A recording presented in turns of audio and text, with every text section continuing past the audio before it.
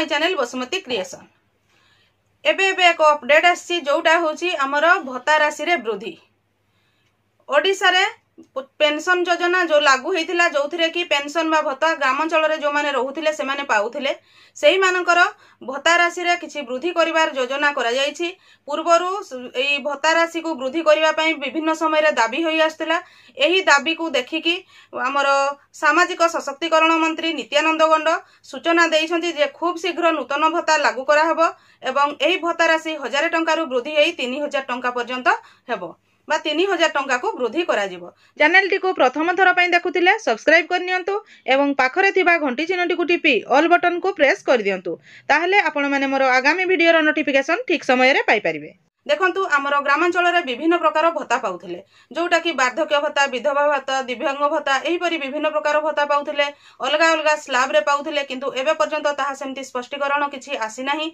जो भत्ता पाइले जो माने हमर ग्रामांचल रे वृद्ध वृद्धा किबा असहाय जो माने रहिसंती से माने बहुत उपकृत होउथिले किंतु सेही समय रु सेमानकर दाबी रहितला जे भत्ता टंका रे हमर वृद्धि करा जाउ बोली। सेहीटाकू हमर बीजेपी सरकार बा मोहन सरकार हमर एई भत्ता राशि को वृद्धि करबा पई निष्पत्ति नेउछंती। अर्थ विभाग सहित आलोचना कला परे ताहार चूड़ांत तालिका से देबे बा चूड़ांत जो गाइडलाइन ताहा देबे। एबे पर्यंत सेमती स्पेसिफिक पूरा गाइडलाइन आसी नाही किंतु सूचना मिली छि जे भत्ता राशि रे वृद्धि होउछि एवं सही वृद्धि टंका 1000 टंका रु 3000 टंका को होउछि। कारण हमर गतकाली हैदराबाद रे मध्य मुख्यमंत्री चंद्रबाबू नायडू भत्ता राशि को वृद्धि करिसंती जोटा कि 3000 टंका को वृद्धि करिसंती। जो दिन हमर मोहन चरण माझी मुख्यमंत्री होइथिले सेही दिन चंद्रबाबू नायडू मध्य मुख्यमंत्री होइथिले। तेणु जेहेतु सेठारे भत्ता राशि 3000 टंका को वृद्धि हेछि तेणु आशा करा जाउछि जे ओडिसा रे मध्य बीजेपी सरकार भत्ता राशि को 3000 टंका पर्यंत वृद्धि करि पारंती। एही वृद्धि रो डिटेल स्ट्रक्चर न आसिला पर्यंत को किए केते भत्ता पाइबटा सिना कहि हेबो नै किंतु गोटे प्रकार स्थिर होई जाइछि जे आगामी दिन मानकरे जो माने भत्ता बा पेंशन पाउथिले सेमानकर भत्ता राशि रे वृद्धि होइछि एवं ताहा 1000 टंका रु 3000 टंका को होइछि।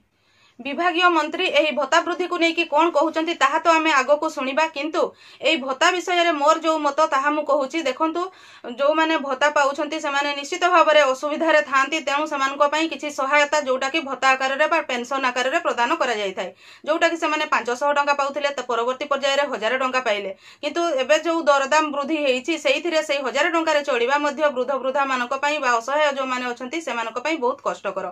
तेणु एई जो 3000 टंका को भत्ता वृद्धि हेले सेमाने मो भाबुची निश्चित भाव रे भलो रे चढ़ी पारबे जोटा कि एक स्वागत योग्य पदक्षेप। एई जो 3000 टंका भत्ता को वृद्धि हेले सेमाने ठीक रे चढ़ीबा सहित सेमानकर परिवार को मध्य ठीक भाव रे सेमाने देखि पारिबे एवं जो भत्ताटी वृद्धि होउची हमर सरकार जतेबेले गठन होई नथिला बीजेपी सरकार जतेबेले आसीबार थिला ता पूर्वरु से कहिथिले जे मु जदी सरकार को आसे ताहाले निश्चित भाव रे भत्ता राशिटा को 3000 टंका को करिवि बोली। एबे हमर नूतन सरकार गठन होई सारिछि से तेणु एही जो 3000 टंका वृद्धि हेबा कथा कहिथिले ताहा वृद्धि हेबो बोली सूचना मिलिछि बा ताहा हमर योजना रहिछि। आगामी दिन मानकरे अर्थ विभाग सहित आलोचना करिकि खूब शीघ्र भत्ता राशि को वृद्धि करा जिवो एवं एही भत्ता राशि वृद्धिटी 1000 टंका रु 3000 टंका हेबो किंतु एइथिरे जणा पड़ी नाही जे जते प्रकार भत्ता थिला समस्त को सेही 3000 टंका दिया जिवो कि जो स्लैब थिला पूर्वरु जेमति कि हमर 500 700 900 विभिन्न प्रकार स्लैब थिला सेही टंकाटी वृद्धि हे कि सेमाने 1000 1200 1400 एई परि पाउथिले तो स्लैब सेमति रहिबो कि समस्त को समान भत्ता दिया जिवो ताहा एबे पर्यंत सेमति किछि स्पष्टीकरण आसी नाही। जेतेबेले डिटेल स्ट्रक्चर आसीबो सेतेबेले ही आमे जानि परिबा जे स्लैब रहिबो कि समस्त सेही 3000 टंका ही भत्ता पाइबे। एबे चलंतु ताहाले आमे जानिबा जे विभागीय मंत्री एई जो केबे बढ़िबो कोन से विषय रे कोन कहउचंती डिटेल सुनि नेबा। प्राय जो आमे कहिचे जे जेमती ओल्ड एज पेंशन अच्छी विडो पेंशन अच्छी डिजेबिलिटी पेंशन अच्छी ये जहाँ भी पेंशन गुड़ाक अच्छी से पेंशन को आमे सबू को 3000 टंका करने निष्पत्ति आइए आमर प्रस्तुति चली से अनुसार आमर बजेट केते आसुची सेटा फाइनेंस डिपार्टमेंट भी क्लीयरेंस नबू एवं परवर्ती समय सेटा भी आमे कार्यकारी करिवु। ମୁଁ ଆଶା କରୁଛି ଆପଣମାନେ ଭତ୍ତା ରାଶି ବୃଦ୍ଧି ବିଷୟରେ ଯୋଉଟା କି 1000 ଟଙ୍କାରୁ 3000 ଟଙ୍କାକୁ ବୃଦ୍ଧି ହେବ ମନ୍ତ୍ରୀ କ'ଣ କହିଲେ ଏବଂ କ'ଣ ଆସିଛି କେବେଠାରୁ ହେବ ସେ ବିଷୟରେ ସୂଚନା ପାଇପାରିଥିବେ। ଆଜିର ଭିଡ଼ିଓରେ ବାସ୍ ଏତିକି। ଆଜିର ଭିଡ଼ିଓଟିକୁ ଆପଣ ଶେଷ ପର୍ଯ୍ୟନ୍ତ ଦେଖିଥିବାରୁ ଆପଣଙ୍କୁ ବହୁତ ବହୁତ ଧନ୍ୟବାଦ। ନମସ୍କାର।